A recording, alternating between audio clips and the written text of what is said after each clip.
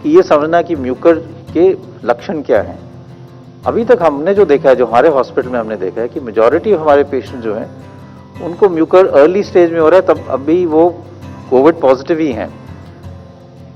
ये एक challenging situation होती है क्योंकि आपको एक जिनको म्यूकर माइकोसिस है उनकी ट्रीटमेंट जो है वो लंबे टाइम के लिए चलती है। तो शुरू में आप उनको वो कोविड पॉजिटिव रहते हैं। 80% जो हमारे पेशेंट दाखिल हैं वो अभी भी कोविड पॉजिटिव हैं, तो वो कोविड एरिया में है।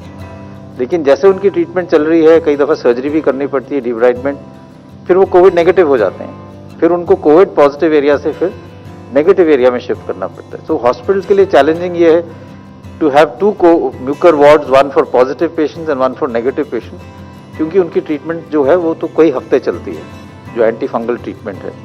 और सर्जरी भी जो है उसकी टाइमिंग जो है वो ज़रूरी है, क्योंकि ये भी सही है कि कोविड अगर आप पॉजिटिव हो और बहुत एग्रेसिव सर्जरी करो तो उससे मोर्टेलिटी ज़्यादा हो सकती है, क्योंकि अगर फेफड़े में कमज़ोरी है, ऑक्सीजन की रिक्वायरमेंट है और आप ऑक्सीजन पे हो और उसके ऊपर आपके नेज़ल पैसेजेस या सांस के ऊपर वाले एरिया में सर्जरी की जाए तो इट कैन हैव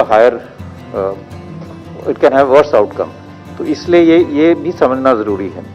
दूसरी चीज़ ये है कि कुछ इसके ऐसे लक्षण हैं जो वार्निंग साइंस कहते हैं, जैसे हेडेक है, नाक बंद हो जाना या नाक में क्रस्टिंग होना, नाक से कभी कभी खून आना, या एक साइड में स्वेलिंग हो जाना, आंख के नीचे या चेहरे पे स्वेलिंग हो जाना, या एक साइड पे दर्द ज़्यादा होना और जो है सेंसेशन चेहरे पे कम हो जाना।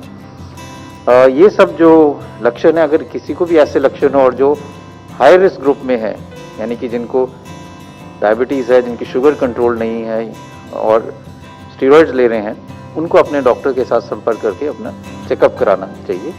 सिंपल टेस्ट है, नाक के एग्जामिनेशन, नेज़ल एंडोस्कोपी भी कर सकते हैं, जिससे आप नाक के अंदर देख सकते हैं और वहाँ से स्वैब और बायोप्सी भी ले सकते हैं, जिससे डायग्नोसिस भी हो सकता है और जल्दी ट्रीटमेंट शुरू करने से इसका आउटकम भी बेटर रहता है।